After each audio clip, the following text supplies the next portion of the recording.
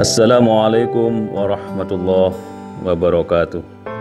Alhamdulillah wa syukrulillah, la khala wa la quwata illa billah. Allahumma sholli ala Muhammad wa ala ali Muhammad, amma ba'd.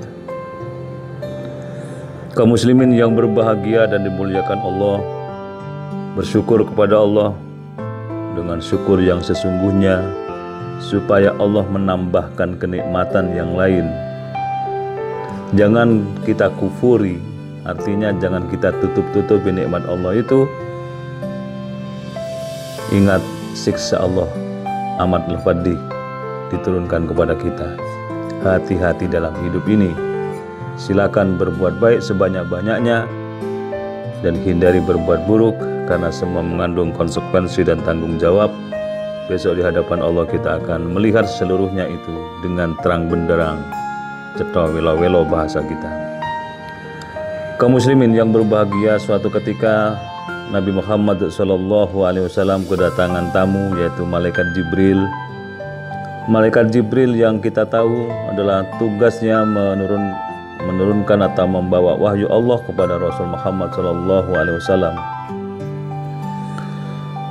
Malaikat Jibril waktu itu kemudian memberikan nasihat, petuah-petuah kepada Nabi Muhammad SAW.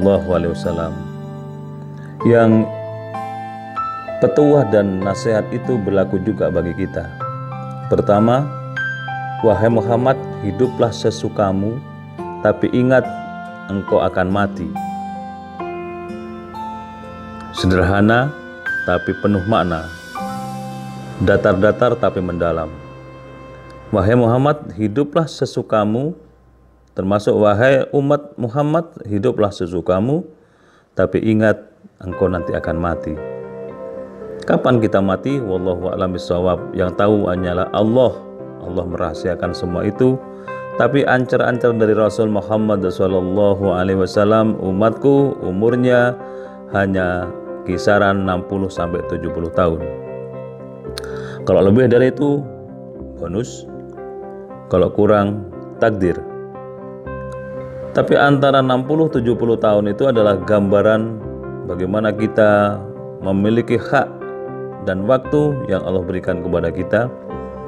Terpenting buat kita adalah mengisi lembaran hidup yang Allah berikan kepada kita dengan kegiatan yang positif, dengan amal soleh, dengan perbuatan baik, dengan ibadah yang maksimal, dengan niat yang tulus. Obsesi besar semua harus kita tunjukkan dalam kehidupan kita yang terbatas itu. Berbuatlah sesukamu, maksudnya kalau bisa kita berbuat sesuka kita, tapi dalam hal kebaikan. Perbanyak kita melakukan hal yang positif kepada orang lain. Karena kata Nabi, khairun nas anfa'uhum linnas, sebaik-baik manusia adalah mereka yang bermanfaat bagi sesama. Artinya bermanfaat itu meninggalkan nilai-nilai kepositifan dalam hidup, kemanfaatan yang besar. Keberadaan kita menggenapkan, bukan mengganjilkan. Ketidakhadiran kita mengganjilkan, bukan menggenapkan. Orang yang berbuat positif senantiasa ditunggu oleh sejarah kehidupan manusia. Dia selalu ditunggu mulai dari sikapnya, bicaranya, sepak terjangnya. Beda dengan orang yang berbuat negatif. Kalau dia datang orang lain menjadi tidak nyaman, mereka menolak secara diam-diam, dan bahkan doanya pun kadang-kadang tidak baik buat mereka. Maka marilah kita kembali kepada nasihat Malaikat Jibril kepada Rasul Muhammad SAW.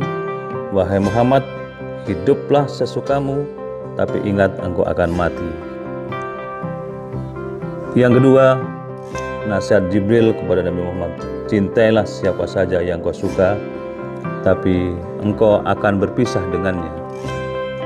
Cintailah bukan sekedar siapa saja, tetapi juga apa saja yang kita suka. Bisa jabatan, bisa kedudukan, bisa relasi, bisa pengakuan, status sosial. Cintai semua itu.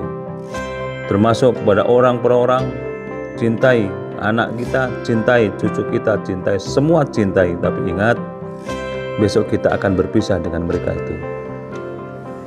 adalah perpisahan yang kadang-kadang menyakitkan. Ada orang yang tidak siap berpisah dengan semua itu, sehingga perginya terasa berat. Bahkan orang lain juga merasa ditinggalkan oleh orang yang suka melakukan sikap onar di tengah kehidupannya, sehingga orang lain melepas dengan senang, sementara dia melepas dengan berat hati karena tidak terbiasa dengan perbuatan-perbuatan yang terpuji. Cintailah semuanya, tapi kita akan berpisah dengan mereka. Yang ketiga, berbuatlah sesukamu, tapi kita harus ingat, engkau harus ingat apa yang kau lakukan besok akan dibalas oleh Allah Subhanahu wa Ta'ala. Nasihat yang ketiga ini penting buat kita renungkan, kaum muslimin yang berbahagia. Berbuatlah sesukamu. Berbuat apa saja dalam hidup ini. Mau berbuat buruk selama usia kita, silakan saja. Selama hidup kita, silakan. Mau berbuat onar di tengah kehidupan, Allah juga tidak melarang. Allah hanya membekali kita dengan modal hidup. Pertama, pikiran kita sudah bisa membedakan mana yang baik, yang buruk. Hati kita bisa memilah-milah mana yang harus dilakukan dan mana yang harus ditinggalkan. Tenaga kita sudah mampu melakukan yang terbaik dalam hidup ini.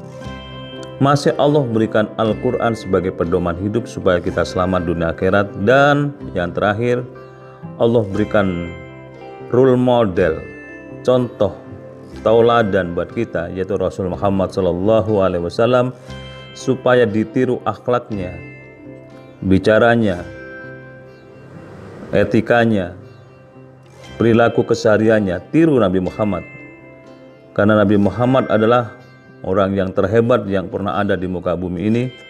Yang kata Aisyah, istri beliau, hulukuhul Quran, akhlak beliau adalah Al-Quran, sehingga tidak ada cacat, tidak ada celah dari kehidupan Rasul Muhammad SAW.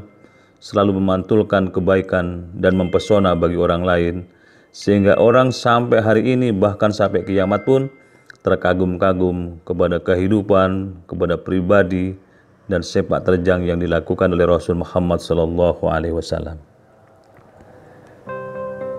Maka nasihat, berbuatlah sesukamu, tapi engkau akan memberikan pertanggungjawaban, itu penting sekali buat kita. Seolah-olah kita bebas melakukan apa saja, tetapi semua ada catatannya.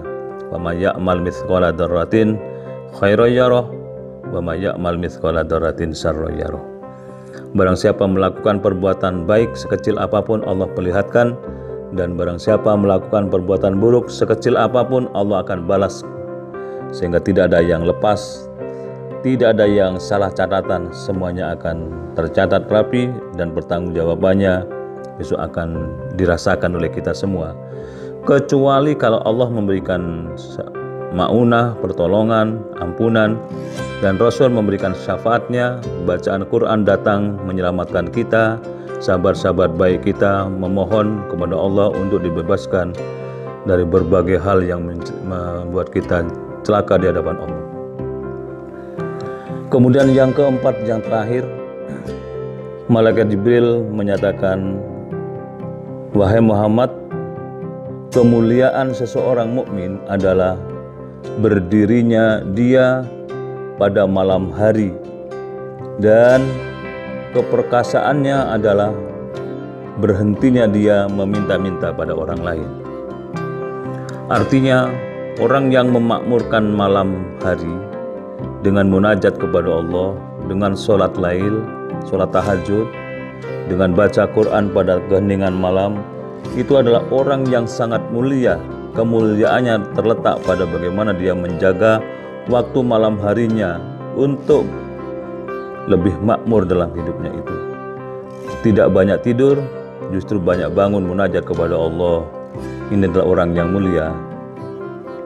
Dan kemuliaan yang kedua adalah mereka yang melepaskan diri pada ketergantungan pada orang lain, suka meminta-minta. Dia bangga kalau memberi, bukan menerima. Dia senang kalau membantu, bukan dibantu. Begitu seterusnya. Kita semua hendaknya mengikuti apa yang disampaikan oleh malaikat Jibril kepada Rasul Muhammad SAW.